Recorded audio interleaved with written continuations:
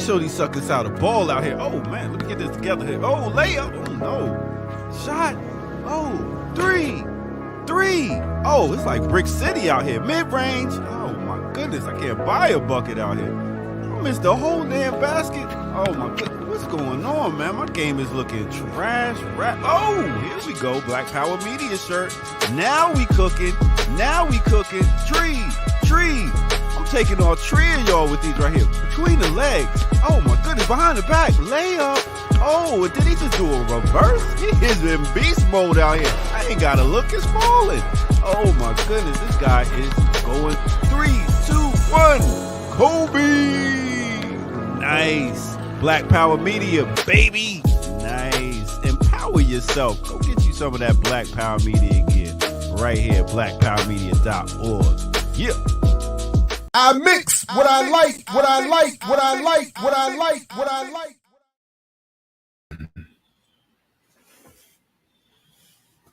Hey, what's up, world? Welcome to another edition of I Mix What I Like right here, Black Power Media. Again, I'm Jared Ball. Very happy to be your host.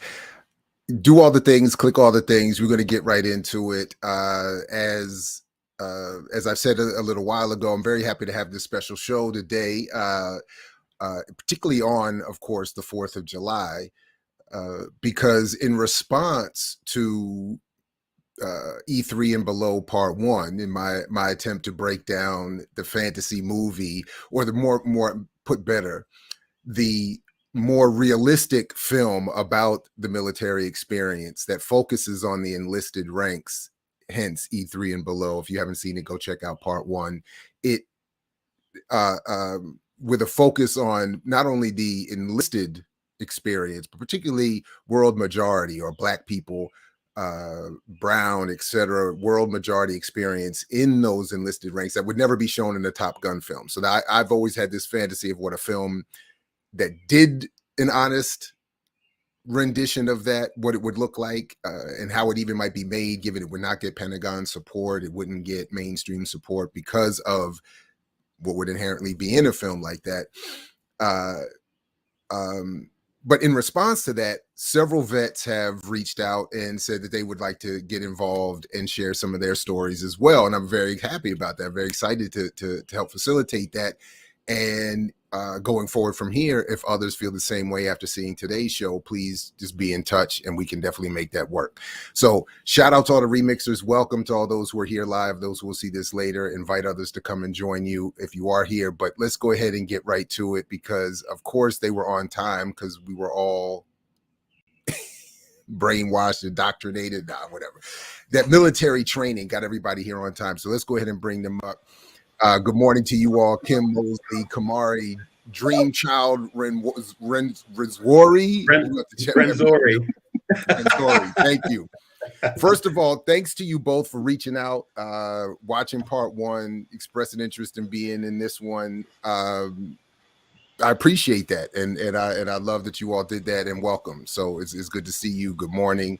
And, likewise. Yeah, welcome. Grand rising, Doctor. Thank you for having me. Appreciate you. No, it's a pleasure. So, well, Kim, why don't we start with you? Tell us a little bit about yourself, your experience, what branch you served in, all that good stuff. And then we'll ask Kamari to do the same. And then we'll get into what exactly brought you here, what piqued your interest. Oh, okay. Well, of course, the Navy, we have that already in common. Being Black, right. Another thing in common. But, we'll get into that later. All right. So I'm originally from Chattanooga, Tennessee. That's where I am right now. Okay. With my family. I enlisted back in 1994. I had a daughter. I have two daughters. One is 30, one is 23. My oldest daughter was born with heart trouble. So as a young mother, trying to deal with that part and also work at the same time, it became challenging for me. So I decided, okay, well, what's the one job I can't get fired from?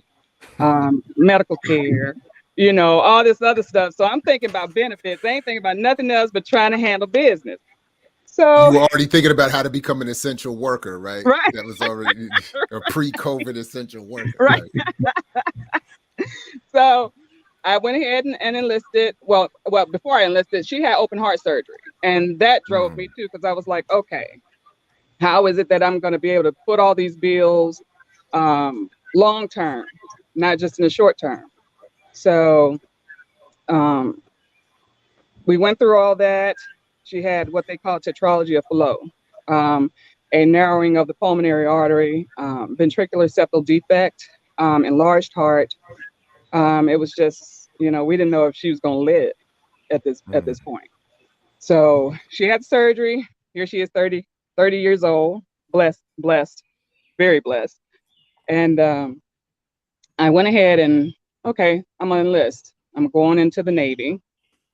And that's pretty much where the whole story begins. It was an interesting ride for 15 years. I saw stuff that I never thought I'd see. So I'm retired now, 100% disabled veteran. So life is good, no stress. Oh, right on. Congratulations. I was going to say congratulations, not obviously on whatever the disability is, but on getting that status, because I do know that is helpful. And at some point, if you're comfortable, I'm happy to have you talk a little bit about what that is, because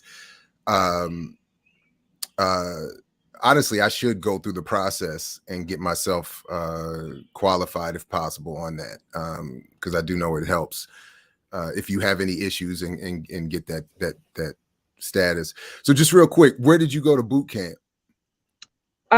Great Mistakes. Yeah. Great Lakes. Great Mistakes, no question. And yeah, I've never been colder in my life. Exactly. Yeah. Okay. And then where did you serve? Did you get what duty stations did you end up on? My duty stations were, in the beginning, I was in ISA school, Intelligence Specialist School. Oh, wow. Okay. Young Black mother. They had a lot of problems back then where young Black mothers or single mothers were catching it, especially Black students. And I think I failed the test because we were running on very little sleep at that particular time, trying to stay up and be able to identify aircraft, ships, anything and everything on pretty much zero sleep. So I failed my last test, and I asked to be retested. And it was like pulling teeth, and I ended up being put into the fleet because they didn't see the need. So, right, I hear you. Yeah. And you get, so you what ships did you end up on, or what ship? I'm one of those that will never be salty. Oh, wow. Really? Wow. I was on for a short stint on the USNS Bighorn, but they don't even consider that the fleet. That's like a cruise, because it is, because you're a civilian, ship, supply ship. So our captain was gay, and he liked to party. And the most movement I saw was from pier to pier. They had an openly gay captain already in the 90s? Oh, wow. Okay. He would bring his boyfriend on board. So it was like a normal day for us. It was okay. Damn, that must, okay. Yeah, because when I left in 93, I can't imagine that level of openness existing. So that's wild. They made it a kind of a quick shift. Okay. Exactly. We thought it at that particular time. We were like, oh, okay. I mean, because they were just letting women. It's good with me. Hey. Right. Yeah, no. I mean, they were just letting women onto warfare vessels. Yeah, thank you. So like we had just gotten like our first crew of women on our ship, and I admit I was one of them. Most of us were terrified even to talk to them. We had been conditioned to think that they had like they had their finger on the Me Too trigger back then. It was like, oh yeah. They were like, if a woman says anything, you're gonna get flushed. So we were like, I don't even want to. I don't even want to talk to you. I'm not even sitting. It was weird. Anyway. Well, I mean, the same thing. I mean, you were scared, but the upper echelon wasn't scared to do what they wanted to do without any type of real repercussions. So a lot of that was going on, and I got a story for that too. Okay, all right, great, nice. We'll come back. Brother Kamari, welcome, and same thing. If you would just sort of lay out what brought you here, and some of those that initial experience, the basics. Where'd you go, and all of that kind of stuff.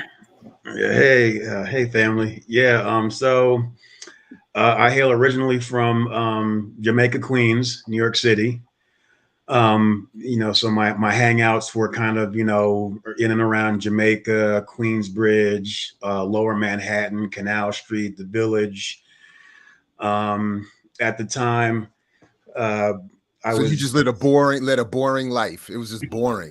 Just quite the opposite. I mean, I grew up. No. Yeah.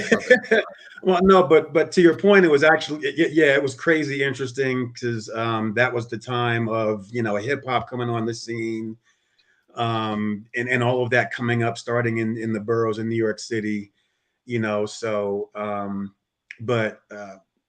went through junior high school, as taking a lot of AP classes and stuff like that. But like our comrade Jackie Luckman, I was somebody that really wasn't into conforming and following what folks did in my high school. So I was that black kid with the curly mohawk, the Iron Maiden T-shirt, white and black fatigue pants, and combat boots with two huge art bags always around my neck and on my shoulder, because I was a huge artist. Drawing for my friends in high school, did some stints in the summers at Cooper's Union and School of Visual Arts on 26th Street during the summer. So, but all that being said, despite being a relatively good academic student and having those talents, it was like, we don't have money, to kind of send you to college. So, and I was a bit rambunctious with, one or two of my friends. And so, at that time, so that's during the crack epidemic hitting the city. A lot of things going on in the high school in terms of, I used to work for one of my deans. His name was Mr. Gross in my high school. And we literally had like 2 closets full of like weapons that would come into the school that we had to inventory and keep track of. So that environment, all that stuff going on, my mom was like, look, there's no money for college.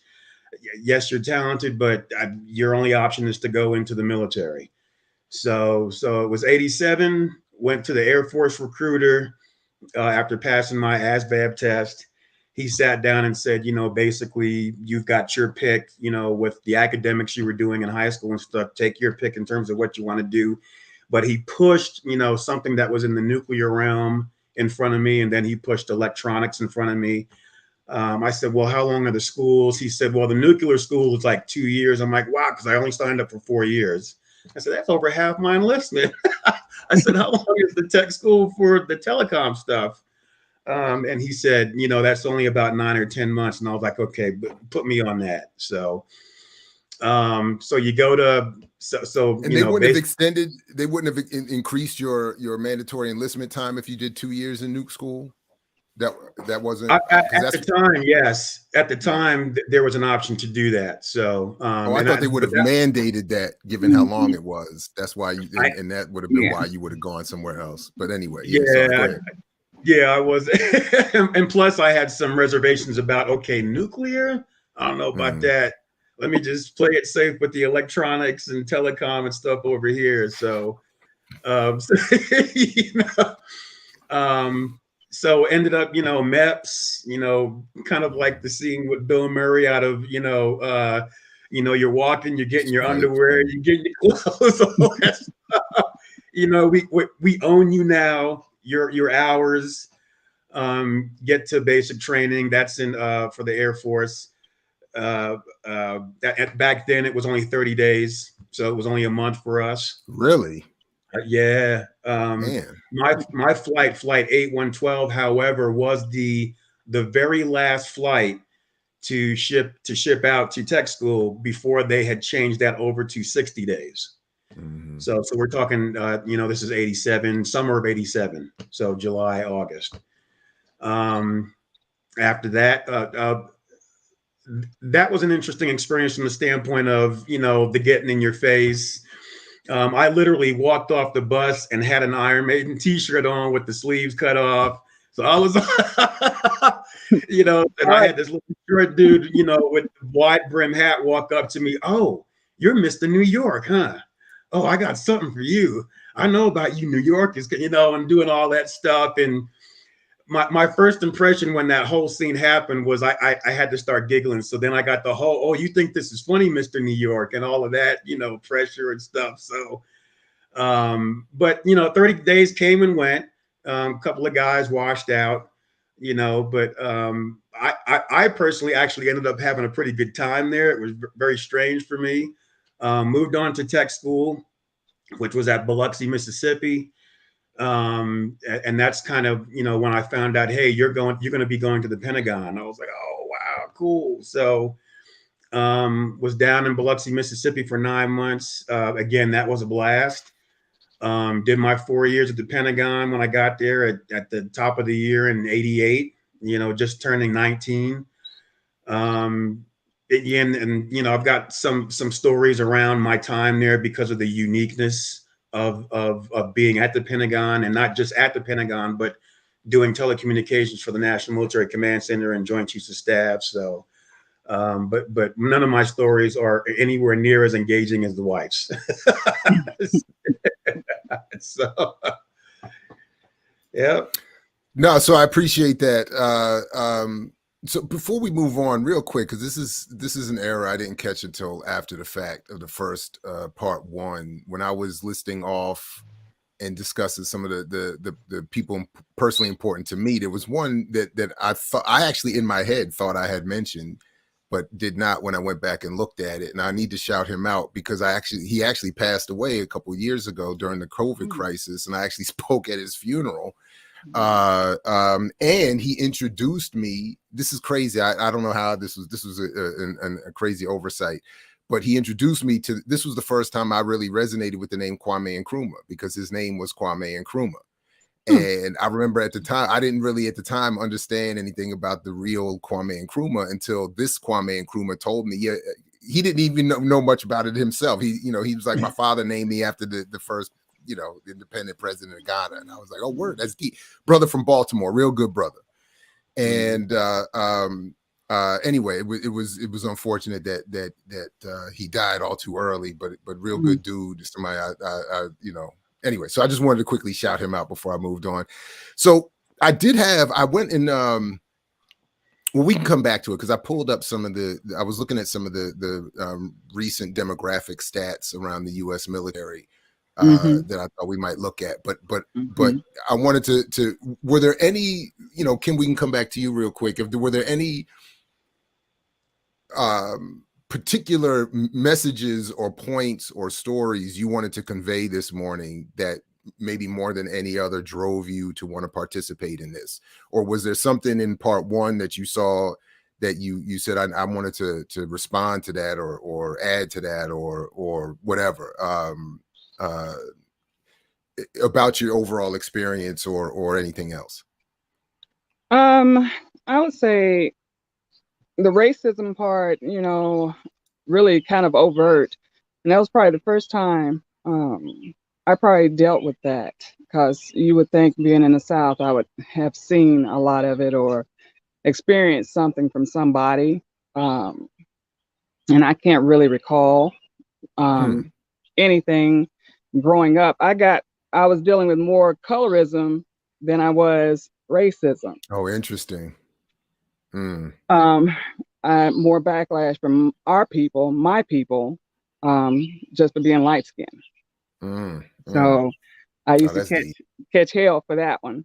But the racism part, it was from beginning to end, from boot camp on into the fleet. It was, as an Aquarian, you sit back and you people watch and you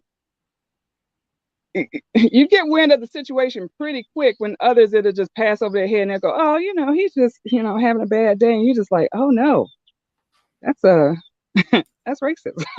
Like in your face. Going into boot camp, I went through the whole hollering thing too, but I guess because I was already strong-willed and bullheaded. When they did that, it was like really? Is that what we're doing? Okay.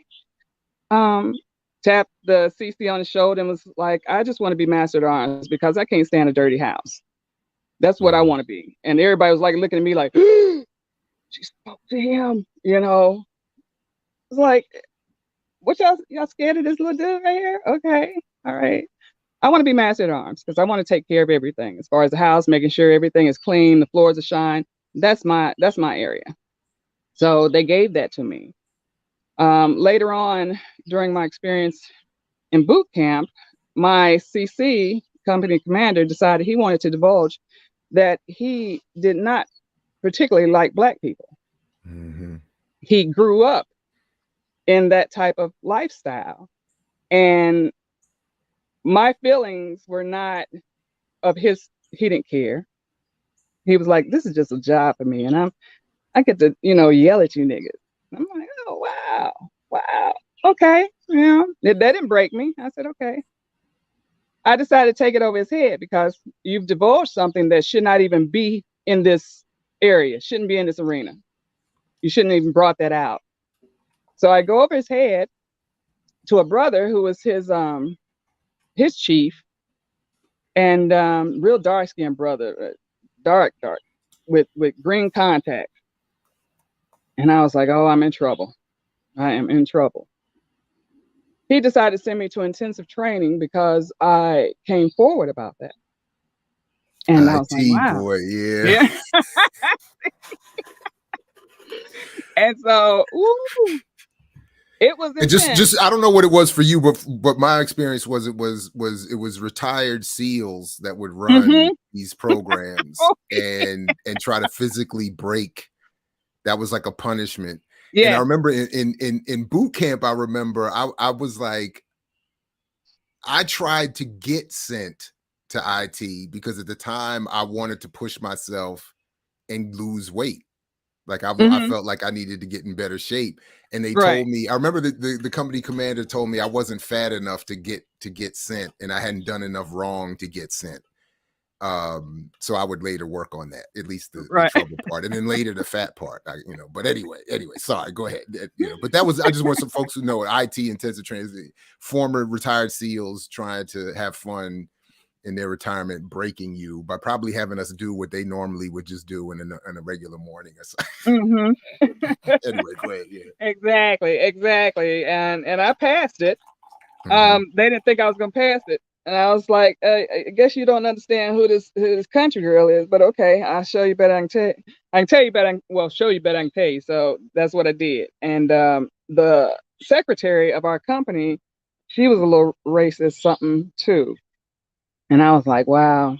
And she was just snippy. And I took the rolled up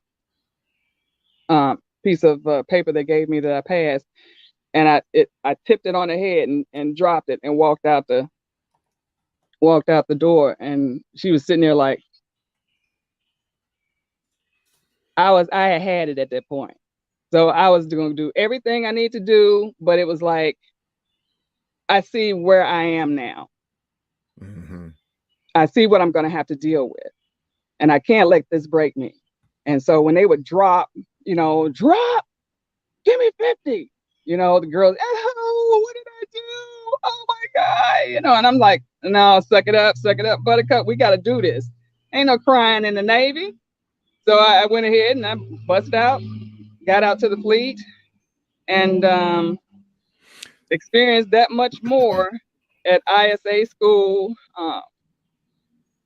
the diving community, because after I was sent to the fleet, I worked for mobile diving salvage unit too. They did a lot of the recoveries for the planes that went down. The Haiti, when the Haitian ferry that tipped over back then, They did all that recovery of the bodies and of any parts of the vessels or airplanes. So dealing with that, diving community, not bad at all, but it's always the people. It's not so much the command, the command as a whole. So like I said, they'll tell you not to do anything, but at the same time, they'll sit up here and fraternize, sexual harassment, and then it gets swept up under the rug as if nobody. Yeah, I mean, I mentioned last in part one the whole tailhook scandal, which was at the time the highlight of it, and there was another. Actually, there's another big scandal that just wrapped up in the Navy the other day, not involving sexual harassment, but I'll pull it up in a little bit. But theft of funds, basically bribery and all that kind of stuff. So yeah, there's that's sort of the problem, as I saw it, was that they set a context for a lot of things to go wrong. Right. So officially, again, it's a lot like a microcosm of this country. Officially, if you read the documents, it might all look good. I mean, freedom, democracy, equality, but beneath that is this protective overlay that allows for a lot of the opposite to occur. Right. And in fact, so like I said, when tailhook happened and all those naval officers got caught sexually abusing and misconduct, we had that sensitivity training. So officially, you're being trained on how not to be disrespectful to women. Right. But within the training, the people conducting the training, from the attitude to the jokes, everything was like, this is not serious. I just have to sign you off on it. We all laughed at the video, one of those classic 80s. Right. Hey, Jim, don't do that to Susie. Yeah, I'm Susie, and I don't like when Jim does that. And everybody's like, oh, that's, it's obviously ridiculous. And yeah, anyway, so it was, anyway. Kamari, same thing. Anything you want to add to, or one of the specific, actually, Kim, I got to ask you this before I forget. Sorry, Kamari. Kim, you said you did 15 years, and I'm curious, why not the complete 20 to get the retirement? I think it was still 20 for you, if not 25. Why didn't you just complete that? That seems like an odd space to fit in. Like, I got out in 4. I was out as fast as possible. And why not just hang out another few more years and get that full package? Right. Well, you're going to love this one. Now we're about to touch the medical apartheid area. So when I was at that particular mark, the military had already opened me up 16 times, of which I had died on a couple. I had to be put on the TDRL, the temporary disabled retired list, because I ended up with seizures. And of course, no accountability because of the Ferris doctrine that's in place, where you cannot sue as a military member. It has to be somebody of your immediate family, and you have to think that they have more money and lawyers than you do. So they'll wait you out. It's the federal government. It's the Pentagon. You against the Pentagon. So exactly. It was.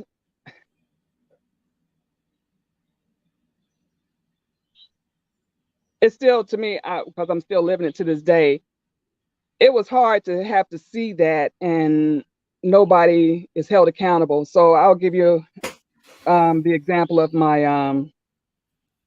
my gallbladder surgery. Gallbladder had to be removed because it was colicky and wasn't functioning, lots of pain. Go to Portsmouth Naval Hospital. Had a doctor, it was a white female physician, surgeon, and she had another team with a brother. I don't know exactly what he was doing, but I'm on the table, and they had already anesthetized me, and I was already intubated and everything and ready to go. Then they said the nurse was just washing me and getting me prepped, and I went into a full grand mal seizure on the table. Procedure was not to proceed on with the surgery, was to back out and assess the situation that was in front of them, meaning I was in a full seizure. They said they waited and then gave me some type of medication to basically kind of stop the seizure, and then proceeded on with a 2-hour procedure. And yes, that was where everything kind of stopped for me, because they were like, you had a seizure, but we don't think they'll come back. And then they will say, we think it's anesthesia related. No, it's not anesthesia related, because anesthesia said, no, she's had this before, but she's never had a problem. 2 weeks later, had a seizure. Had another seizure. Had another seizure. So it's like the kindling effect. Just kept happening. They were like, we can't have you in here. We got to let you go. All this, being unable to actually be in a call center anywhere in the military, because if you fall, you're going to definitely hurt yourself. So they felt that, I didn't no longer. And of course, you're going to ruin the mission and hurt their equipment. That's ultimately what they're not, they're not worried about you falling and hurting yourself. No. You become a liability. Yeah. So I had to go through that whole thing. That's what kept me from going further. Because I probably would have done 20. But I guess in a sense, it was a blessing in disguise, at that particular time, because I think that's when the war really started ramping up, and even some SEALs were pulled back, and they told them, you can't retire, we need you. So they were cut short of retirement and had to go on. So I guess that was the fortunate part, because they can't never call me back.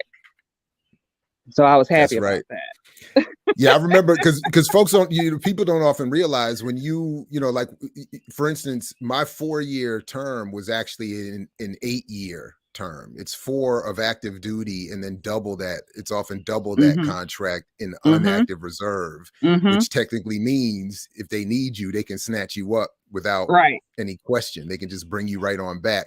And I remember when I got that final, and I don't know if does it come with the DD-214? I can't remember that. You get that final, you are fully separated document. Yes. It was true, because you never know. It's like, it just was always that little bit of, just a little thing in the back of your mind, like they are constantly killing somebody, invading somebody.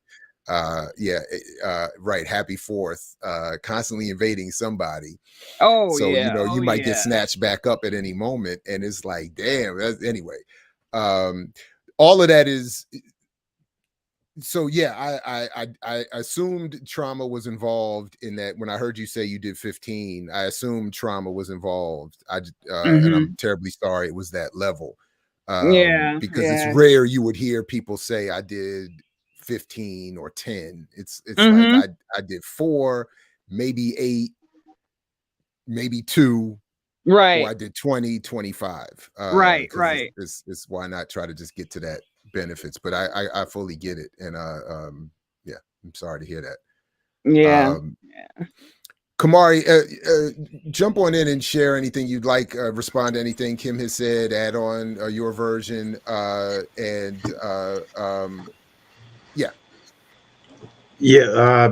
far as my individual experience, just you're taking a kid out of inner city New York, you plop, and all of a sudden you didn't plop them in the Pentagon, and then the last time he saw the Pentagon was I Dream of Jeannie with Major Nelson and cats and Dr. Bellows. So you're 18 years old, your eyes are big. I get there and I'm in South Parking. I'm looking up the giant stairs to get to the top of the Pentagon, and having to go through the pain of having to salute 800 times before you get to the top, because all the officers are coming in and out. You got to hit them all. The stick it right there. Wow. Which was interesting, because I didn't have a problem with that, because when I was in tech school for 9 months in Biloxi, I was also on what they call drill team, and that was where they had just a bunch of airmen that were into marching, precision marching and all that stuff. And you would perform for colonels and generals that would come in. So I had already gotten indoctrinated and used to the fact that you would have to salute, a million times from that experience there. So, but the assignment there was basically is what they called back then a technical controller, which today they would probably say was an associate engineer, junior engineer, and just responsible for managing and engineering and operating and fixing all of the comm coming in and out of the Pentagon. So I was basically at what they call Air Force Tech Control. There was a complementary Army Tech Control above us. And so together we basically managed that mission on behalf of the Pentagon and the Joint Chiefs and all the major commands and stuff. Very technically and mentally challenging in that environment because of where we were and what it was, and managing comms to all of the other major commands, fleets, basically wherever we were at.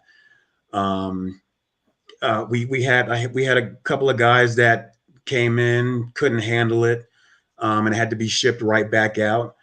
I was, at the time that I was there, 87 to 91, I was the only brother in Air Force Tech Control. One other brother had tried to come through. He lasted maybe 5-6 months. Somebody came in and said, "Len, so-and-so is no longer here." I'm like, "What happened?" Well, he had been sleeping in his car for a couple of days, and some other things went on, and he seemed fine to me, when he was there, but they had to ship him out, and I was back to being the only one there. No women, so predominantly white male, in tech control.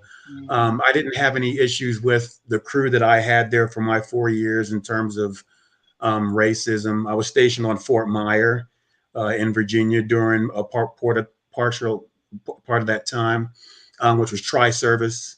So we had Navy, Air Force, and Army and Marine there. Everybody just got along from my perspective.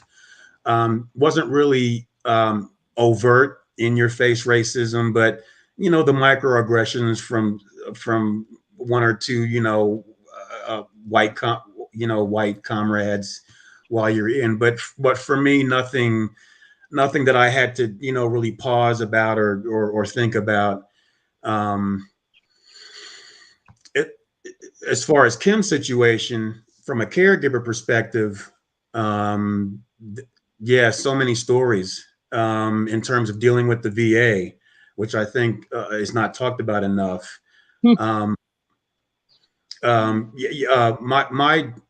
My awakening about what the military was, what the U.S. was, really started with caregiving for her and trying to find proper medical care for her, either by way of the VA or in the private sector. My first experience, which was, I want to say 2005, where I wasn't getting the feedback that I thought I would get from the medical community in the private sector.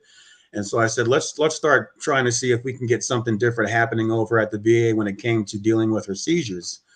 She had a major, seizure event, one day. Took her and drove her all the way into the VA Medical Center in DC. Now, this was the start of my really starting to begin to understand and interface with the medical community, be it military or private sector. So I had that indoctrinated view, like, oh, wow, we're going to the VA DC Medical Center. This is the flagship Veterans Administration. Mm-hmm. So I had in my head this idea about, marble floors and everybody's being cared for. And yeah.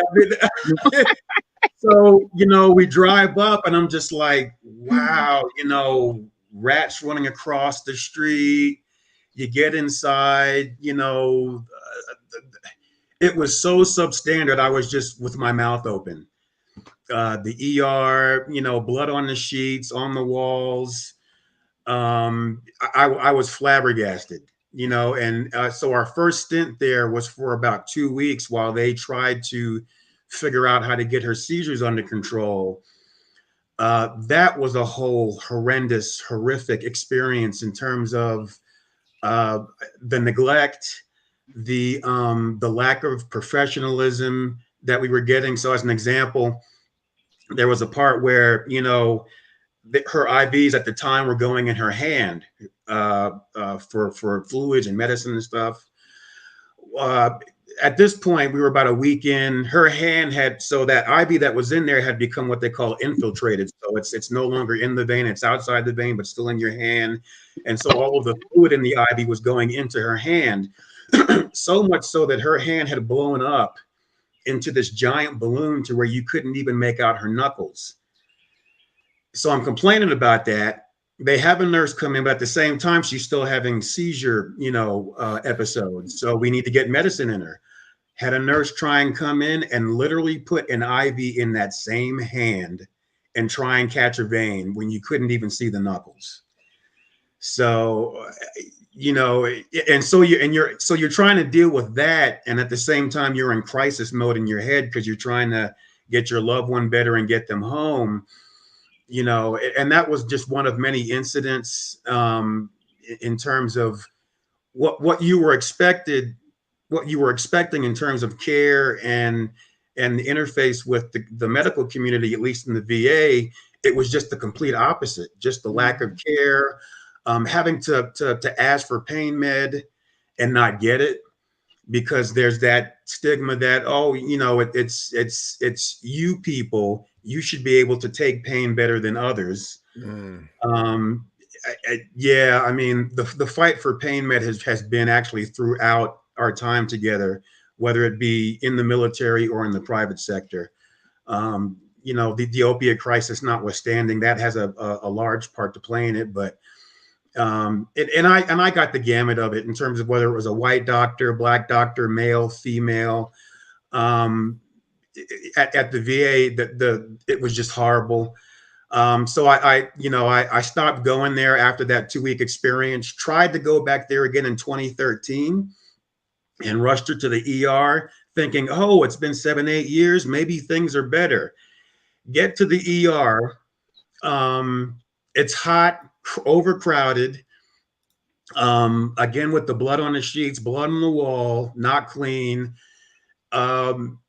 Finally got her to a bed, and the nurse came running over and said, "Mr. Mosley, I'm sorry, but our HVAC system is now currently out in the ER." And you could hear the doctors and the nurses in the background complaining about how hot and oppressive it was in the ER at the VA DC Medical Center. And so I was just amazed that 7-8 years later, literally nothing changed as far as that environment there. Nothing was better. The care was still substandard. And I was like, well, this is my last time, going to any VA, and I'm just going to have to deal with the private sector, which has its own, massive problems when it comes to interfacing with the medical community, and we're Black, and because that plays a part, we get a certain level of treatment, that it's just unfair. It's traumatizing. It's constant. So yeah, it's been quite the challenge. We have run into some really good docs and nurses over the years that have compassion and empathy. But a lot of times it's hard to find when you have interfaced to the system the way we have for thousands of hours over the course of many years. It's tough. Yeah, I mean, obviously I'm sorry to hear all of that. And the VA, I mean, my first time walking into the VA, to that very VA in DC, my first image was just all these old, like, World War II, Korea, Vietnam vets lined up on the wall. I mean, it was in chairs, and I mean, it was so. And I remember because the first thought I had was, like, because I was still relatively young, and I was like, is this what I'm looking forward to? Right. Like, I'm gonna be one of these old, like, they're gonna stuff me over there, and somebody's gonna come in, oh, that's the Desert Storm vet over there. Like, that's like, I'm looking at these World War II. I mean, it was yes. I have to say, my humble experience has been that there has been some improvement there. Though I have not had the severe crises that you described, and it hasn't been as bad. My father-in-law is a vet and has been getting his treatment there lately, and he's reported an improvement. But we're still talking about, if in fact that's true, we're talking about improvements based on these horrific baselines. So I mean, it's still outrageous. What I did think, Kim, unless you got something you want to jump to real quick, there are a couple questions coming in, and then I did want to quickly share, just look at some of these demographics of today's military that I was looking up. I was in somewhat surprised by, just so we get some context and see if you all, because even as Kamari, as you're describing your situation, you know, from my experience and my memory, I always felt like, I thought, man, the Navy must be like 70% black and brown. Like I was like, the white people, like there are a few working with us, but the white people are like running everything and flying all the jets. But in the kitchens, in the heads, in the like the, I don't know, wherever I felt like we were the hottest and the sweatiest and the without windows, the worst and all situations. of that. Yeah, it just seemed like it was, everybody around me was black. Or Filipino. That was the other thing. I was like, oh, there's a lot of Filipinos, and I've never met a Filipino, you know, up to that point. So it was, you know, anyway. But when I look at this, I mean, from 2020 Department of Defense statistics, it's interesting how they do this. So first of all, 82.8% male, 17.2% women. And one of those reasons has to be, of course, the nightmare that women often suffer in there, can't be welcoming. But it says here only 31% of the overall military across branches are so-called racial minorities, but then they differentiate 17% as Hispanic or Latino. So in other words, the racial minority groups only includes Black, African American, Asian, American Indian, Alaska Native, Native Hawaiian, or other Pacific Islander, multiracial, and other unknown. Hispanic or Latinos are not counted as racial minorities, if I'm reading this correctly. Right. That's what it's saying. So, but if we include them with, then the numbers of the military it starts to look a little differently, right? So we're almost at we're getting closer to 50% world majority people, unless you're counting white Latinos as I don't know how they're doing that. So I just thought that was interesting. I just thought that was 82% enlisted versus 17% officers, which obviously you would expect something like that. In terms of education, 80% of the enlisted ranks have nothing more than a GED or a high school diploma, which of course you would start to expect, but you can see the discrepancies. You know, only 1.3% of enlisted folks have an advanced degree, and only 7% have even a bachelor's degree, as opposed to 45% of officers, because of course you have to have a bachelor's degree to become an officer. So that was just one just baseline thing I wanted to share. There's a lot more that they break down. Let me just pull up one more thing here very quickly. And we can look at a few more things here. Let's see. So it takes me off of that. All right, I'll pull this back up in a second. But so I just wanted, I'll get this, I'll pull those up. I thought I could do it on the same page. Let me let's see here. If veterans go to a hospital outside the VA, do they have to pay out of pocket? Yeah. If you don't have insurance, yeah. I mean, you can get like a veterans pass outside the VA. So no, the only thing that's going to save you from that, well, actually, you actually can. Okay. When a specific specialty doctor is not available, or the date may go out further than they would like, they have where they can actually give you a referral out in those particular cases for veterans. But you will end up probably getting a bill, probably not. It just all depends. If you have Medicare, which majority, anybody who gets out disabled or any type of disability, I think up until, I think it's 70 to 100% that you can get Medicare as a part of the disability that you receive.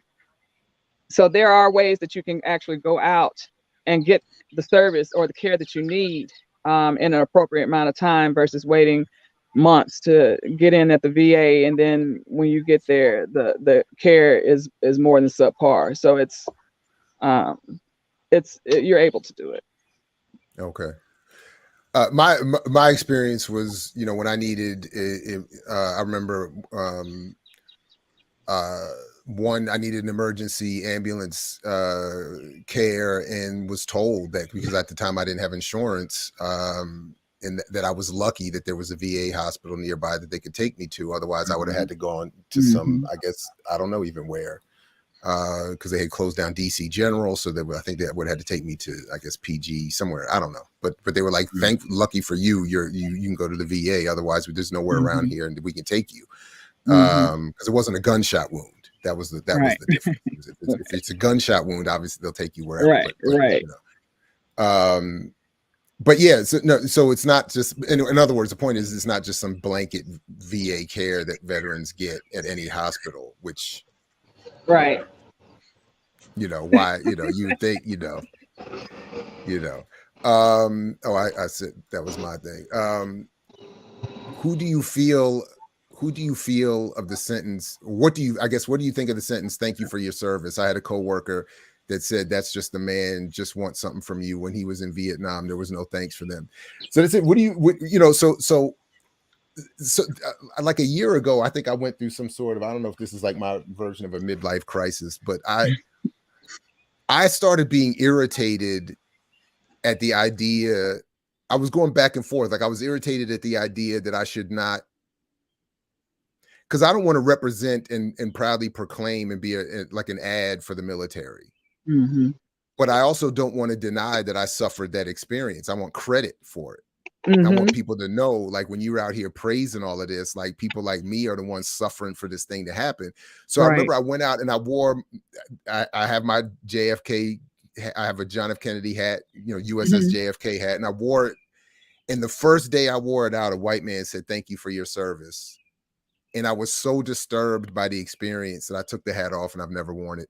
I was like, that's what you get. I was like, because in that moment I didn't take it like almost in exactly as the comment there was, I took it as, I don't want you thinking we're on the same team. I don't want you thinking that I did this for you. If anything, I did this for some of the reasons you already laid out, Kim. I needed this, I needed that, or I got arrested, like most people. Anyway, but how do you all respond to that when you hear that "thank you for your service" comment? Well, I guess, when they say that, I don't take it pretty much any kind of way, because I know they don't know what they don't know. Because I've become learned about what the military really does, and it's not protect civilians. I just take it as I'll go thank you, and I'm still respectful about it. I don't wear no hats, no JFK. No, those hats in the closet. I never pull it out again unless I'm moving. No. Plus, I actually think the hat is fly. The blue and gold. I mean, it's a fly hat. Like, it's fly. Like the way, you know, it's like, you know. So I was like, I like the hat. Right. But I can't. It's the same reason, like, I can't wear, you know, Nike or some other hat either. Like, I can't. Anyway, but anyway, go ahead. You know. Right. And then, like, if you use your military, because as a disabled vet, and you have your military ID, you get military discounts. So, I take full advantage of everything I can, simply because I gave my time. I put my time in, so you better give me my discount. I did put the veteran decal on my driver's license. Yes, primarily. I admittedly, I don't get the benefits you get or require, but primarily just because if I get pulled over, I want that. I want them. I want that on there. That was my first thought. You'd be surprised that being on there. doesn't help. I'm getting sure. pulled over as a black person. Oh, Yeah, they don't I'm care about. sure And it was then just. in It was just. Colorado, woo, no, he did just like this, and went back to his car and came back and was like, "Here's your ticket." I get it. I get all the contradictions. I'm telling you, it's a mess of contradictions I'm suffering. But it's the same kind of thing. Like, I am a vet. Like, I Right. did that. You all put me in that position. You all sent me out there. I got caught up and got sent out there. I want the damn credit for it. Like, I Right, don't, right. so I admit it's a whew. Well, Anyway. yeah, I mean, and everything has been under the guise of, you're serving country and you're protecting, everybody, and when it's not even true. And that's what the mentality is when you go in there is, you're doing this, but then when you get in there, you're like, that's not the truth. Oh, and your eyes open. Now, And I did have a brother say that to me. He saw my license. I had to show him my license. He said, thank you for your service. And I was like, nah, that's not, I said, I forgot exactly what I said, but I was like, I said something to the effect that that's not what I was there for. Like, that's not what I was there for. And we ended up having a little bit of a conversation about it. right. But for the most part, I'm like, ugh. Anyway. Yeah, I mean, it does. It kind of gets to you, and because for those that know it's a lie, for those who still rah, it's nothing you can ever say to really change their mind, because they've been sold this dream and they want to stay in that dream. They just don't want to face that reality that you are a pawn. You are expendable. You're not doing the general public any good, really, because you're protecting the assets of the 3% and 1%. It has nothing to do with your family. Just like I was told, your family was an issue to you in your sea bag. So, and that's when Mama, you got to say that again. Story. Wait, and say that again, and then tell that story. But because that's right, I forgot that one actually. That line. Your family was not issued to you in your sea bag. So, I'm at the Mobile Diving Salvage Unit 2 group, part of Group 2. No, SEALs are part of Group 2. Mobile Salvage Unit 2 is the diving community. My daughter was, you had to watch out for colds, things like that, because of her open heart surgery. So, making sure she didn't catch any type of infection in her heart.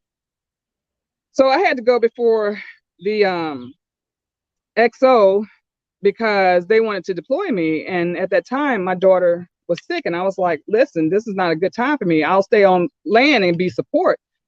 But I'm not trying to, leave here and something happens. And then, me as a mother, I would feel some kind of way about that.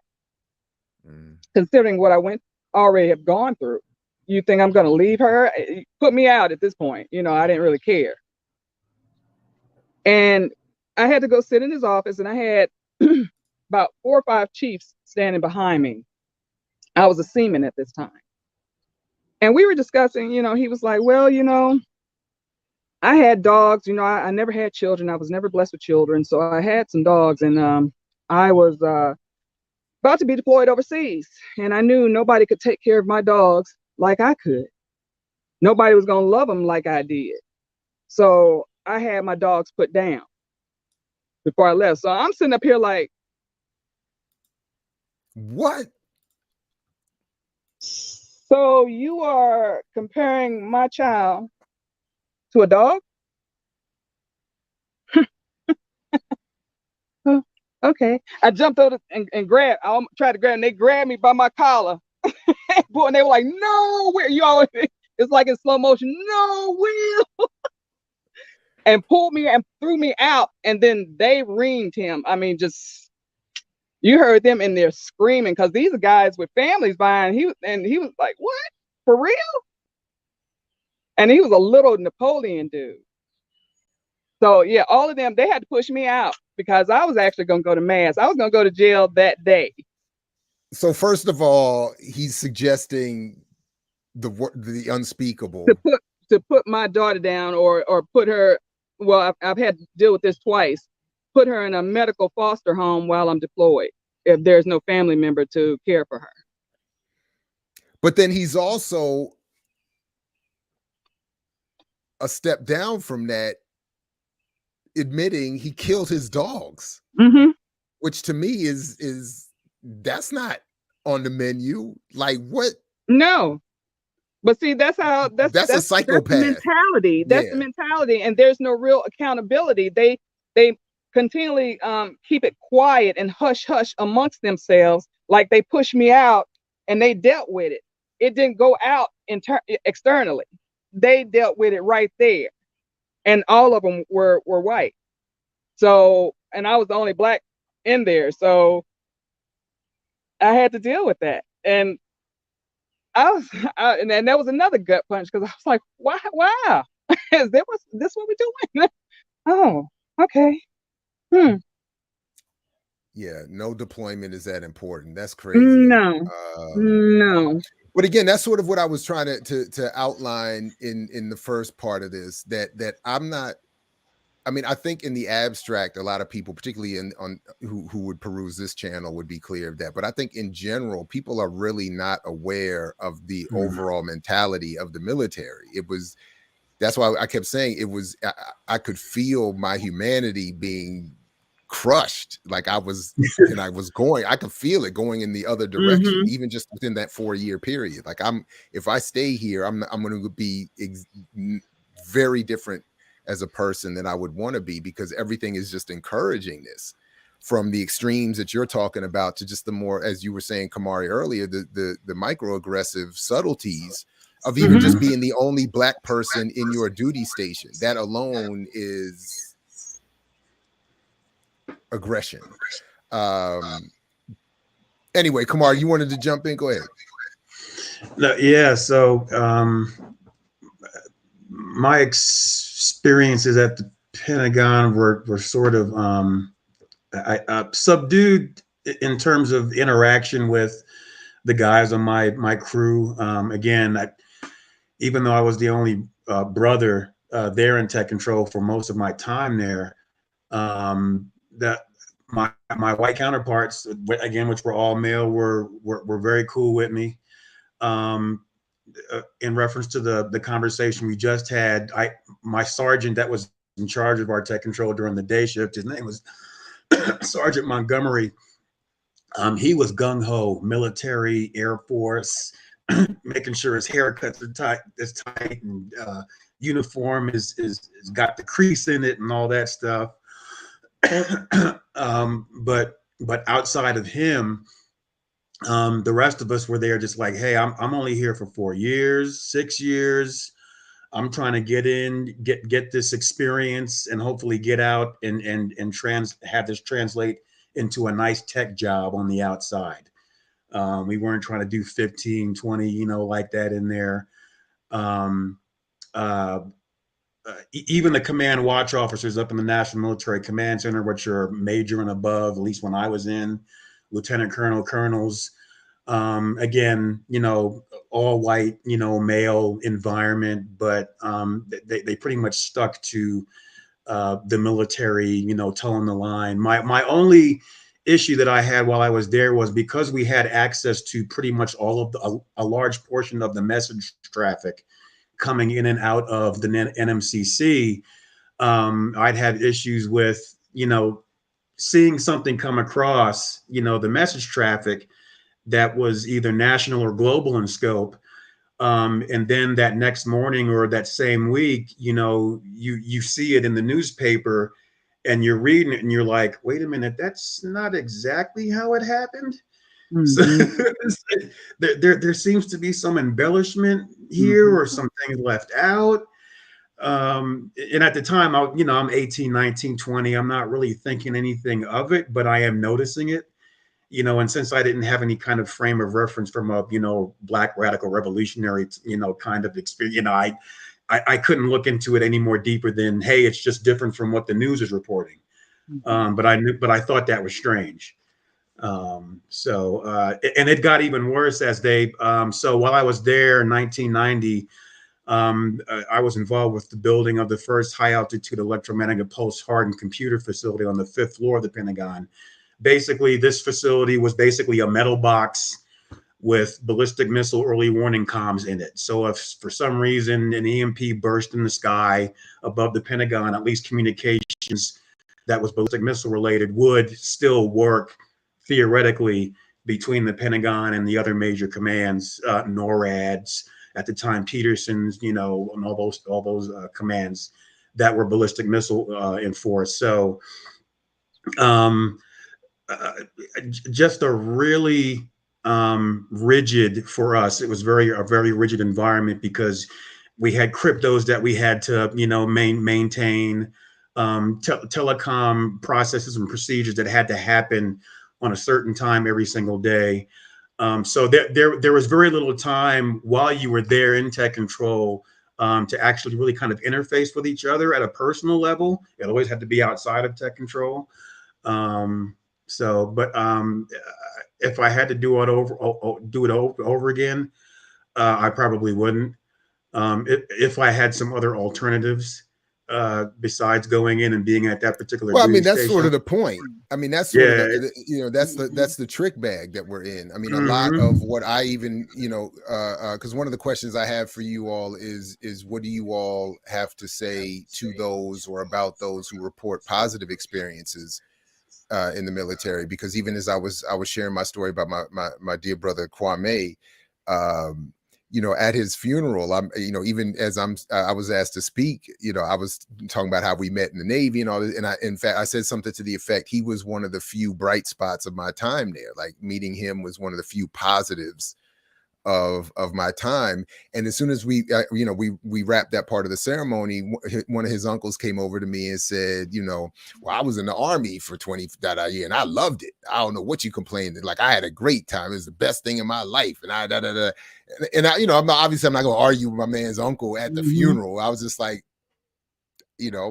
something like, I don't know what I said. I'm glad you had a good time, something just to disarm and avoid the right. But I'm wondering, but that's sort of the point. There are, and even I got some benefit out of it. It did help me avoid some other things. It's just that I would have preferred not to have to do that.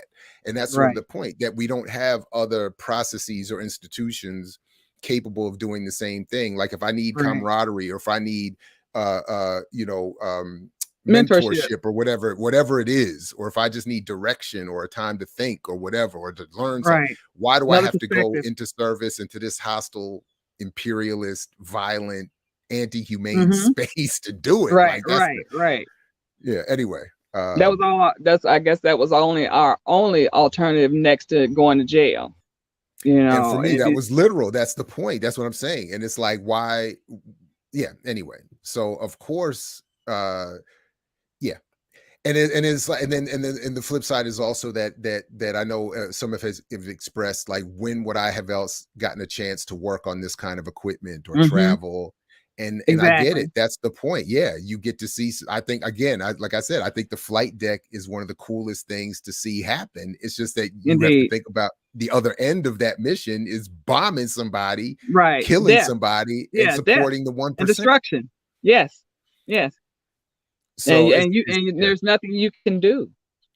It's your job now, and it was always puzzling to me when they would drop bombs and guys would say, "Yeah, I signed my name on it, and I did this, and this, that, and the other," and I was like, "Oh wow, you're okay." And I was guilty of that. Like I did that. Like and I remember that was one of my signature stories. We're writing, and I'm writing messages. Fuck you, Saddam, and kiss my ass, Saddam Hussein. I don't even know. I probably spelled Saddam wrong. I don't know who Hussein is. I don't know where Iraq is. I don't know any of this stuff. And then that white boy writes, "Fuck you, sand niggers." And it was a group of us around the bomb. And I remember we look at each other, and he said, like, "What?" I said, "Sand." Well, he said, "I said sand." Like he was like, "I wasn't talking to you niggers. I said sand niggers. I'm talking about those niggers." And everybody kind of just went, and on it went. And then the bomb went up and got dropped on somebody. And then only later did I start to think more about even just that exact moment. I'm on the team with the sand nigga dude because he said sand first. Right. I'm supposed to feel okay better. He wasn't talking to me.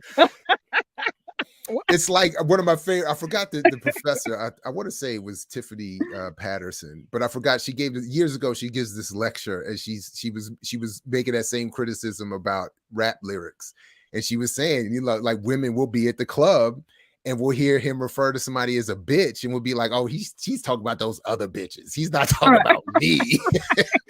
And it's like, hello, the menticide, the continued menticide. Of people. It's anyway, amazing. Got another question here. Did y'all go into the military believing all their propaganda, or did you have some skepticism?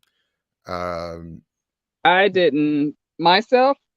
No, I never believed it. I saw it for what it was, not to a more in-depth view of it, but the overall view of it. I never understood. I was like, why are we putting our hands up for a flag? Or why are we studying this and Christopher Columbus? It just didn't feel right. Even though I may not have understood at that time why it didn't feel right, it always stirred in me to question, but I couldn't get those particular questions answered because my parents didn't know anything. They didn't know what they didn't know. They couldn't teach me what I later learned because they didn't know. And they were under the same indoctrination and propaganda that I was. But I questioned everything, even though I didn't properly get an answer. But I always knew that it was something wrong and something more.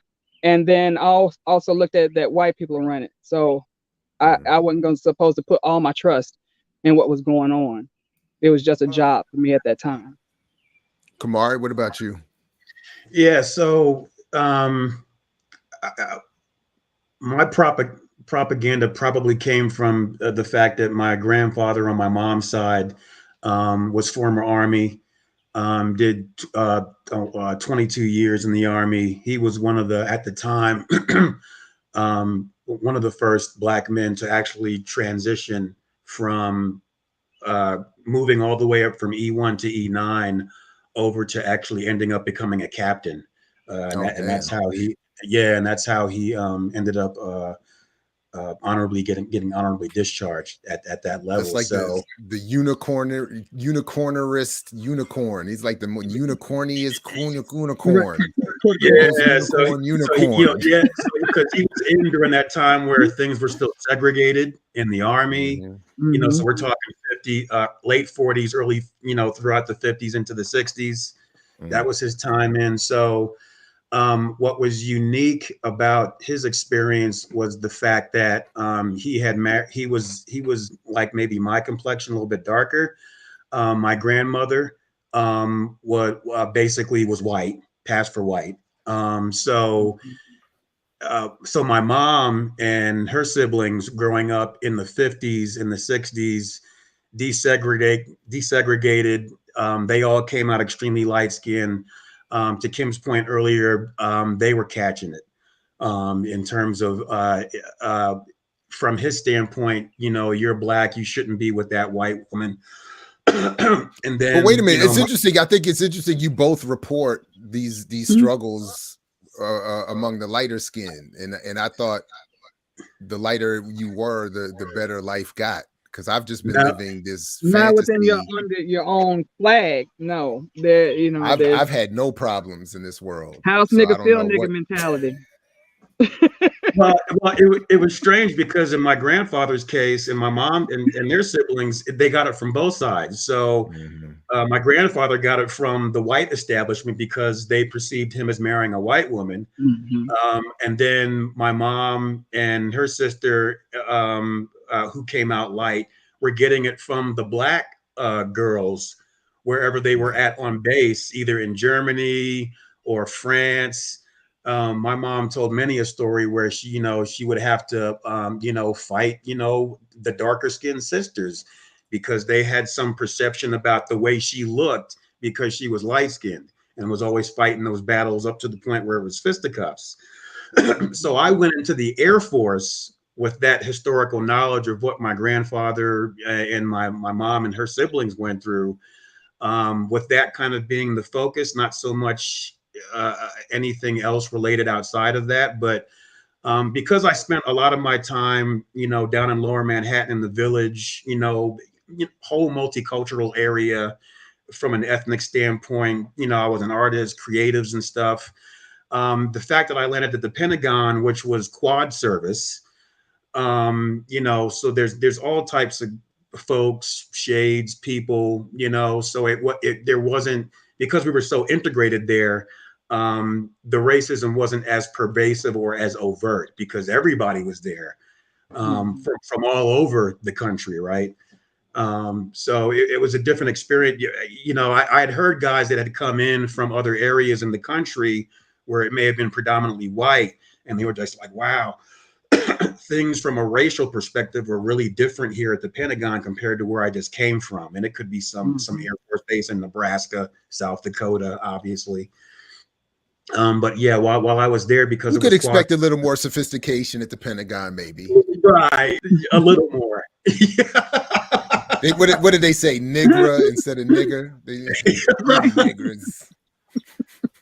Well, and then on Fort Myer, it was the same thing. It was just like, we had everybody there, black, white, Philippine, Guam, just Latina, just everything was there. So for me, it was like being back in the Village in Manhattan, so there really wasn't that racial animosity there with me because of the specific environments I was in. So let me get to, so first of all, thank you, CP2, if I'm saying that correctly, for recognizing we put in. I don't recognize these holidays, so I'm happy to come and do work with BP 4th of July. I don't care about any of this stuff.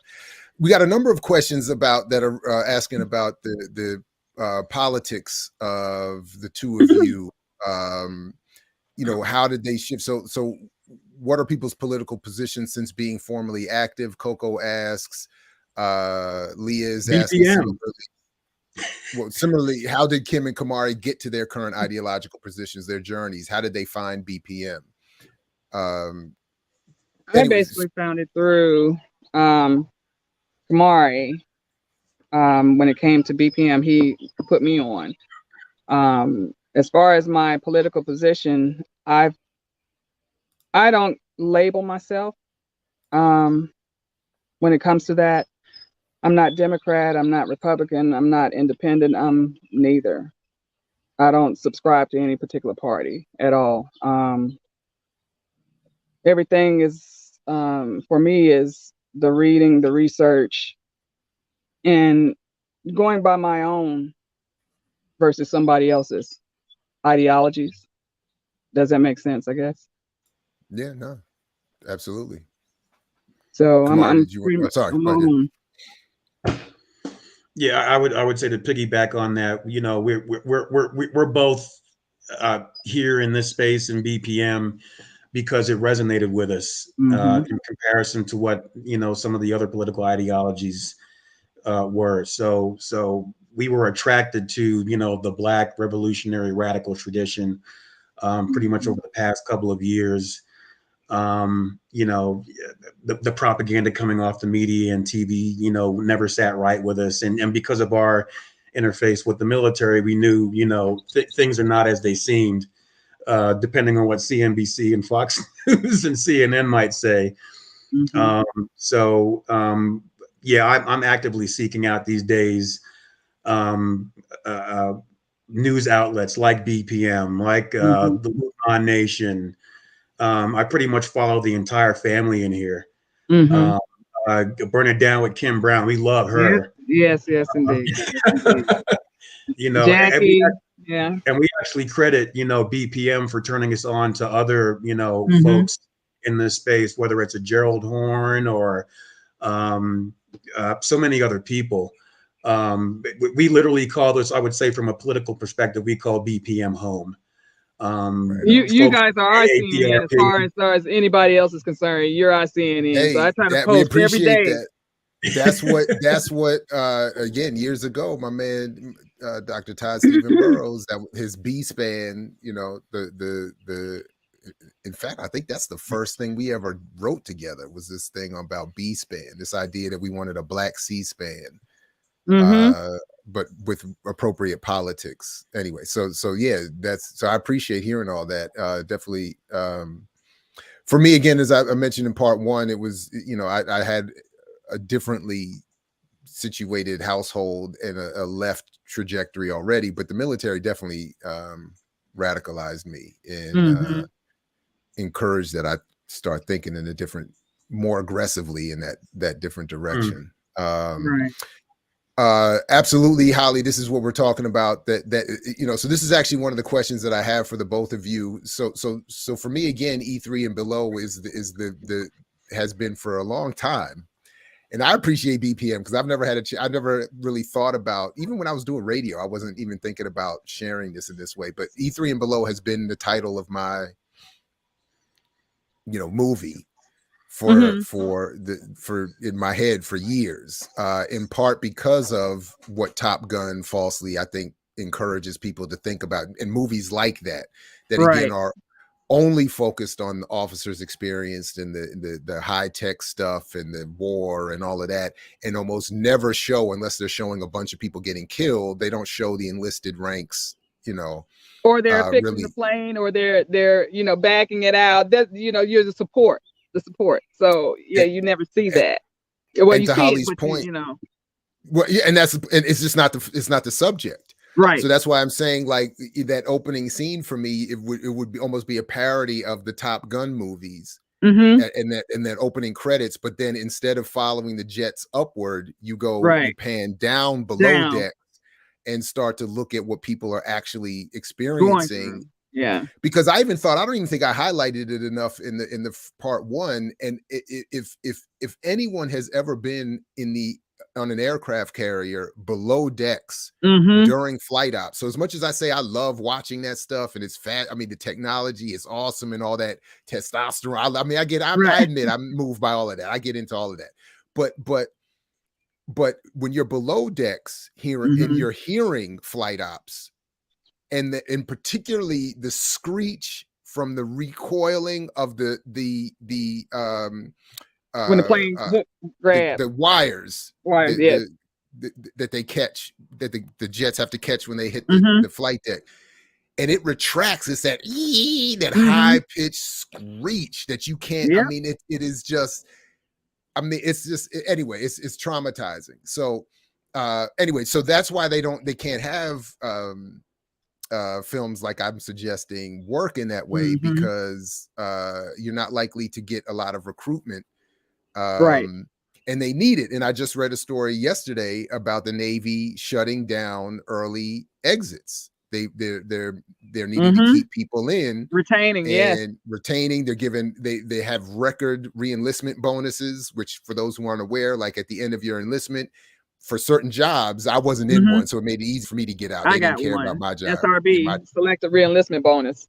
Yeah, I was a glorified janitor, and all respect to janitors who are underappreciated, because I should have gotten one. But they said, but there were other people that were like $30,000, $50,000, like a one-time check in addition to your pay to re-enlist. I'm a grown man. I mean, I'm a grown man with like an actual jobby job, and a wife with a better jobby job. And if somebody came to me now was talking about, we're going to put 3 and what is that, 5 zeros for 30 grand? Is that 4 0? I can't even think. I don't even know. But 30 grand on a check with my name on it, I might start. I'd be like, and folks talking about I'm 4%. Was that 4% cola? Like I drop that 30 grand. I mean, so anyway, but they're struggling to keep people in. Oh yeah. So they're offering these inducements, which are obviously going to be hard to resist. It's hard to walk away from a $30,000, $50,000, $20,000 check. Well, yeah, I mean, but most don't look at it as, okay, yeah, I received that and I had to re-enlist for 6 more years. And a lot of them don't look at that, yeah, they're going to give you half up front and then you get the rest over each anniversary of every year that you serve. But the possibility is, really? yes, that's how they do it. Yeah. They don't give you that directly up front, because if they did, everybody would grab that check and run. You see what I'm saying? You know what? I didn't even think about that, and I must have misunderstood I didn't look into the fine print back in the day. I thought people were getting this big check, and then you're right. You damn right. I would. Yeah. So they make sure that you be of service for the rest of your time. So they only of give you course that. I would have dipped.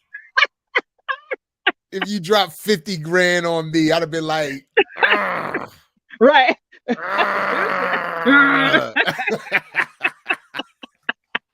You know how many people be in the wind, man? So, and then you got to look at the other side of it. When these young people are, tempted, here's a little, you like that money, hand, because I know you hadn't seen nothing like this. But then the military, you got to think about how they're thinking. We just got another body. We're going to send him out to war. And then if he does get killed, we don't have to pay him the rest of that money. Let's do it. Even if they do, though, I'm thinking from their perspective, the money that they make from all the warfare. And again, as I remind people, every time a bullet gets fired or some gas is spent or a helicopter falls down, that's just ka-ching. They're just looking at it. Oh yeah, it's money. They just make money. Yes, yes. But so, see, you're expendable. So it's like I can keep turning this over as much as I want, because I know those people are out there that are hungry, and they haven't seen money like this. They haven't seen benefits like this. We give them housing. We'll give you housing. We'll give you money for housing. Oh, you go overseas, we'll give you tax-free money. All this stuff, because they know we need that support, but we're going to still use you till we can't use you no more. And then we're going to kick you out and give you subpar benefits. But that's why when I was, again, shout out to John Judge and all those who do, the late John Judge and anyone who does counter-recruitment work in these schools who brought me into them. And you see front and center the lies that recruiters tell to these young kids who don't know a damn thing about me too. Yeah. My recruiter lied his ass off. Exactly. You'll be able to pick Hawaii when you get to your tech school. You'll be able to go to Hawaii. That's the one I got. The one you sit on the throne of lies.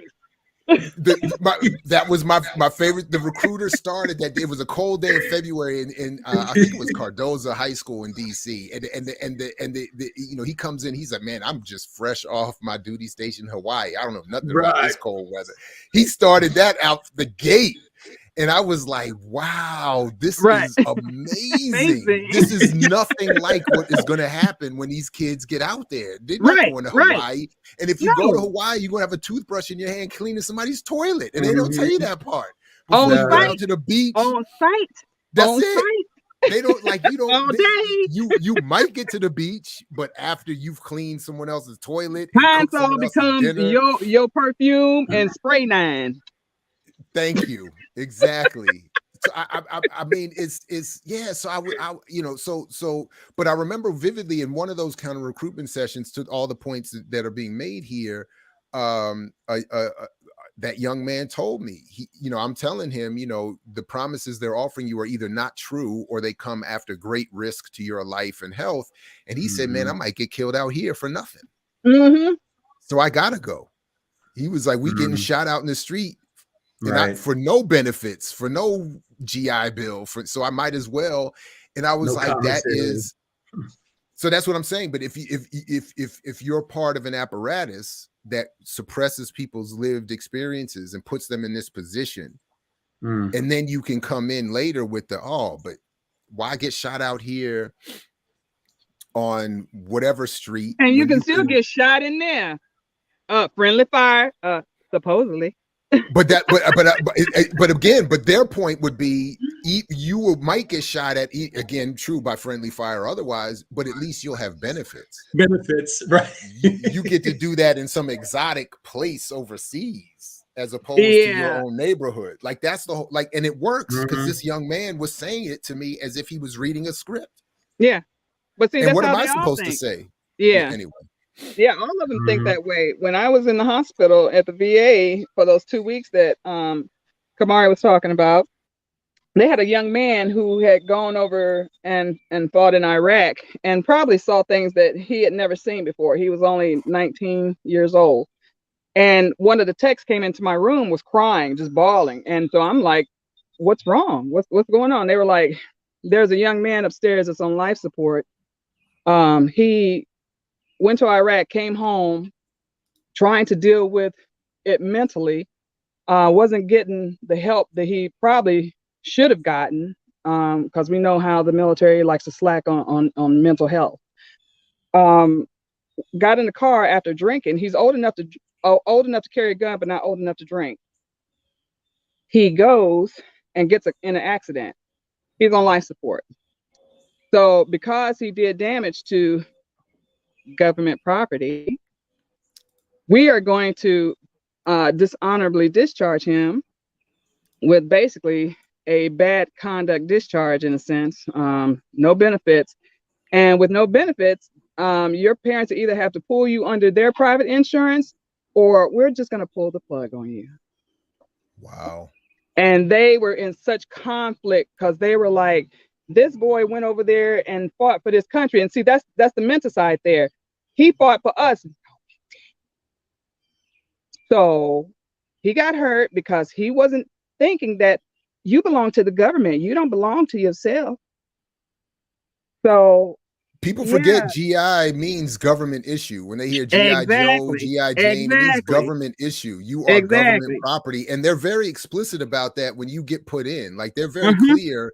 I remember even in boot camp, even in the MEP station, they were talking about you're on your way to being the government's property. You're not, you know, like so stop seeing yourself as an actual human being with rights. And as to your Yeah, point, you don't Kim, have a none. family. If we didn't You give it don't to have you in your none. sea bag, and by the way, the sea bag is that big green bag you get in boot camp. It looks like Yeah, that standard military bag, and they pack it with all your stuff when you first get your in. Like, you gear, get all your underwear, your shirts, your everything. You don't t-shirts, come. and all that. Yeah, And then they tell you, if we didn't put it in your bag, you shouldn't have it. You don't need it. It's not here for you. It don't love you. Your mama don't right, care for you no more. exactly. Yeah, the military loves you, but not realizing from the day you are born and that, so you given that social security number, you became government issue then. So yeah.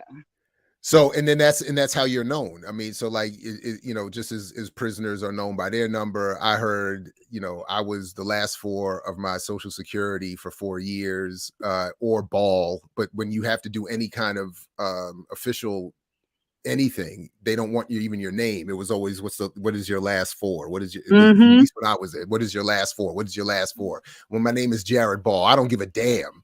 What is Right. your last four? Right. But my name is Jared. I'm a human. Ah! Yeah. I didn't ask you all that. Attention to detail. Attention to detail. That's it. So yeah. Anyway, so definitely thank you, comrade Kwame, for your super chat. Appreciate that.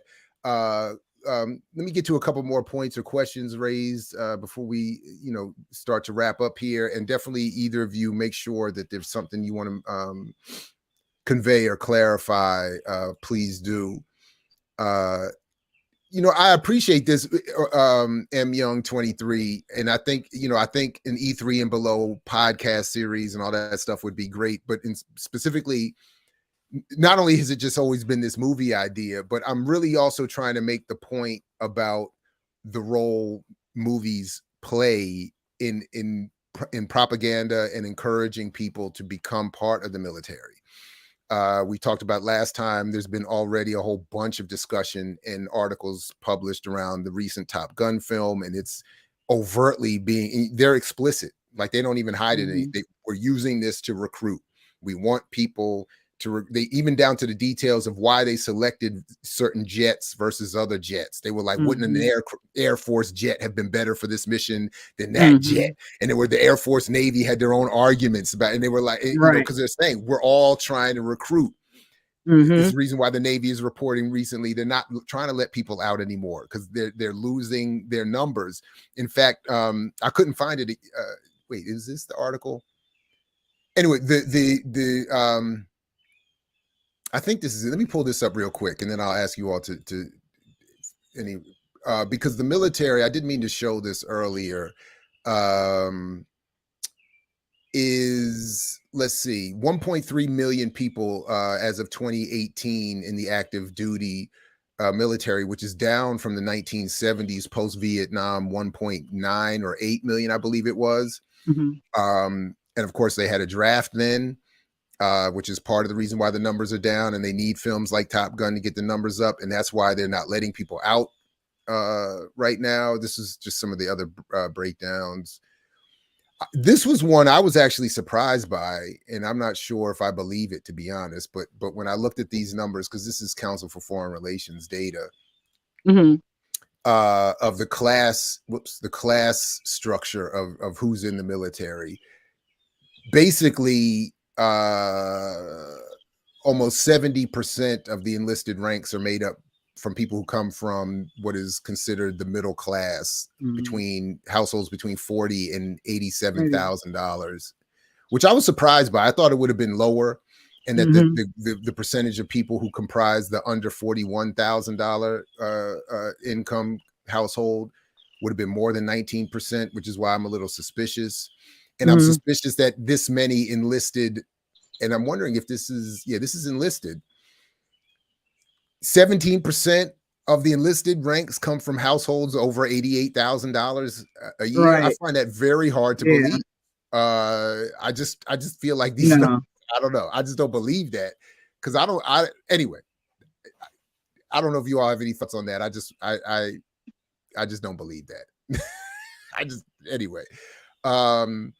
Unless they're including, there's one military member in the family, and then the other person that may not be military is also working, and combining their income with the military member's income. The way here, most members of the military come from middle class neighborhoods. The middle 3 quintiles for household income were overrepresented. So their measurements, they're counting household income of the house that the enlisted person came from when they.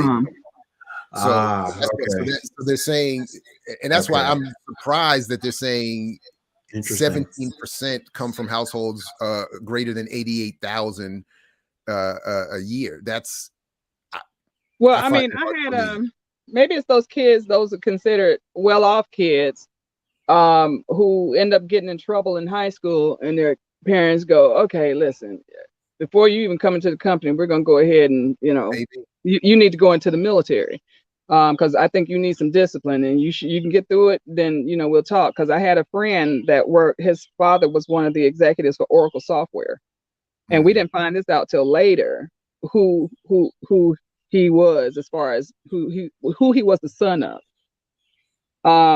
He ended up having some injury where they hit a nerve in his arm, and it caused his whole arm to go numb and limp, and it turned blue, and he had to carry it around. He had no more function in it, and they told him it was he had adjustment disorder, and that he was having a mental block because his wife was pregnant with twins. And this is what they told him. So I don't even remember sorry, my bad. Go ahead. Sorry. Oh no, go ahead. I was just gonna say, I only remember meeting one person who was easily identifiable as coming from money in my 4 years. Everybody else was either faking it, or richer than we thought, or was really coming from poverty, as they say, the bottom. So I'm shocked.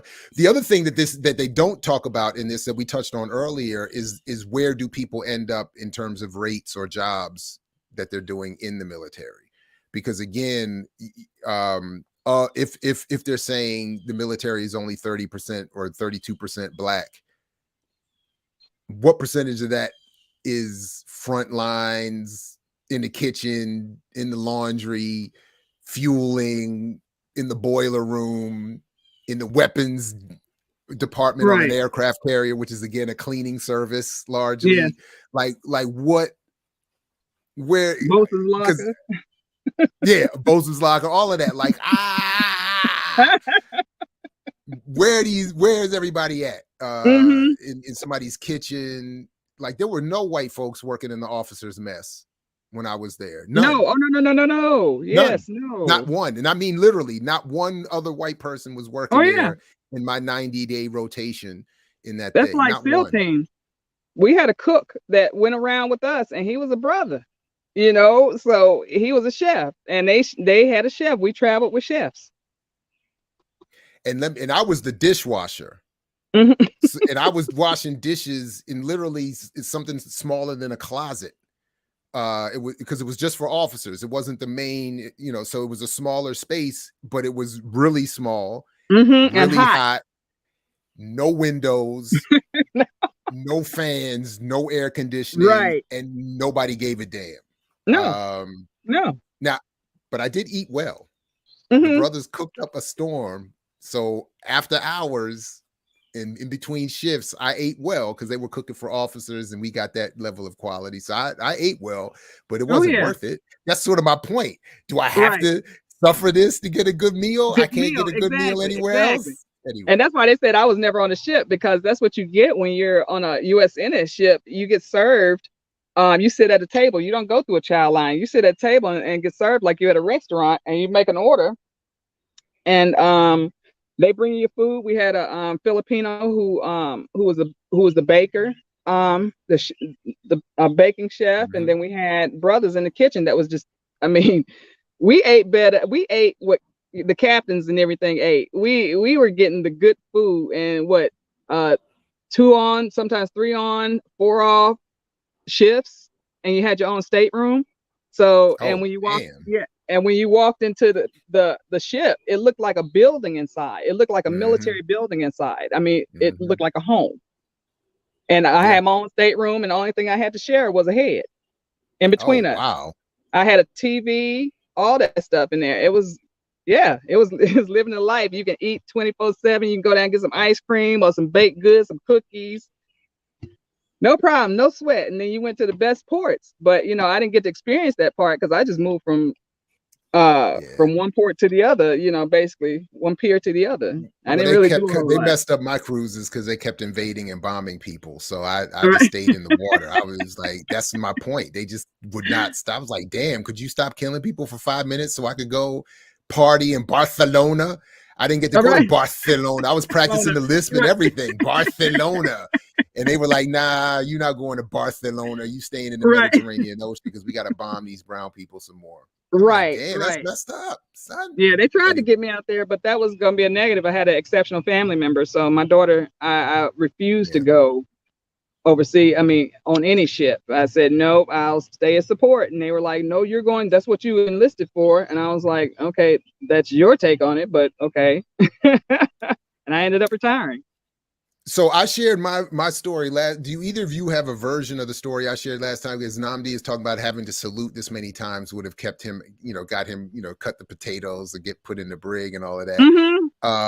You know, the story I shared was being on the pier with trash, and my problem was I made eye contact with that punk ass officer who said you could carry all of that in one hand, meaning you would have a hand free and salute. It made me salute him. And if that was one of those moments, if looks could kill, I'd have been in jail today for murder. He'd have been anyway. Oh yeah, same thing. I had a Marine. I had my boot came untied, so I'm in front of the exchange on Dam Neck Base, and I'm down there, you know, trying to tie my boot up real quick. And when I look up, I see 2 feet literally standing, 2 shiny boots that I could see my face in. I was like, stand up. And he was like, he just like stood at me, stared at me. He's like, are you going to render a salute? I was like, yes, sir. How you doing, sir? You know, and I was like, this motherfucker. That's it. You that hard? I know they get together in the morning and look in the mirror or talk together at breakfast and say, let's go get these motherfuckers saluting. Let's go get some salutes. Right. I'm going to get some salutes today. They probably got a little tally. How many you get on the way in today? I got 6. I got 8 of them. Like phone number. 8. Yep. You know what I'm saying? Right. Bow. Got him. Got him. Yeah, I know they do, because that is a quintessential story right there. Yep. Yep. I'm gonna That's what they make do. her It's salute. like, is it that important? And then I was at a command where I was around a bunch of officers. We had a whole compound with the diving community, and it was a brother who was a lieutenant. And I had to help him with the clearances because I helped do clearances when I worked for them, as well as work with the master at arms. So whenever I would see him and we'd be on the compound and I'd go to salute, he was like, "Will, go, man, go. All right, see you later."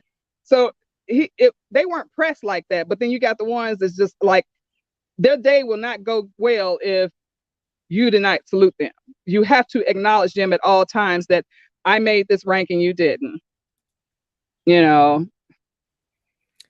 I was lower than the bus boy. In fact, I wasn't even allowed. I didn't even bring me the No. dirty dishes. I stayed in that room and just collected the dirty dishes and washed them and put them outside the room. There was no, I was like, I didn't even bus boy. I wasn't allowed to walk around and pick up other people's dirty dishes. They didn't even want to see the dishwasher. It was just stand in that room and sweat. Yeah, that's all you do. That's all you do. Kamari, did you want to add anything to that? Go ahead.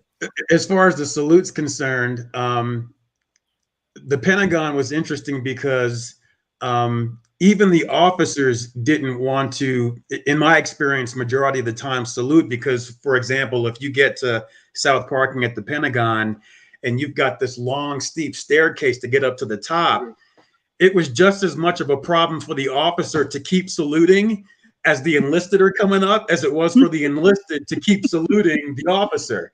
So everybody was like, no, we're not doing that. We're not walking down the stairs and just doing this the whole time. But then you switch the environment over to Fort Myer. It was so Fort Myer is the same base where basically the large the headstones are at, all the white headstones. So you've got that there. You've got Henderson Hall there, which was Marine Base. So saluting became a game I remember in my mind because depending on your proximity to the officer, you both would use eye contact to decide, are you close enough to me for me to demand a salute from you? So I could be, let's say, walking to the PX, the officer's walking out of the PX, and you're both kind of looking at each other. And depending on the officer, either he was like that in terms of you better render a salute, or the officer's like, you know what, you're all the way on the other side. Don't even bother. Some of them are looking away from you. It's basically letting you know that. Right. So there was always this game, depending on who the officer was, where they from them, and so I remember that from being on Fort Myer. It was crazy. It was whole anxiety about making sure you get your hand up.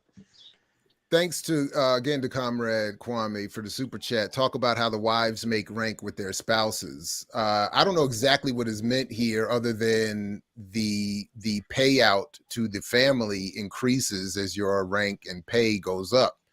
And my experience, and it was always rendered in a very anti-woman way, was that the wives had all the power over the man's check. Because if she was at home and sent a letter to the command saying, I'm not getting enough of this, I'm not getting enough of that, they don't even, that was it. You get brought to captain's mast, and that's like severe punishment. And they just take the money and give it to her. Like it was not a conversation. So it was always, instead of it being, obviously framed as you should be making sure your family is cared for, it was framed as that trifling woman at home. That's why you got to be careful who you marry, because she'll twist you up.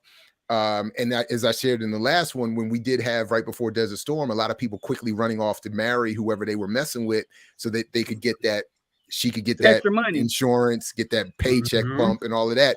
There were a few stories relayed where she dipped or took advantage of it, or she reported, inaccurately a lack of support and just got all, but in general, anyway. And then again, you've never had a dependent pull rank on you? Yeah, that's what, no. So that's okay, what go they're ahead, saying about that.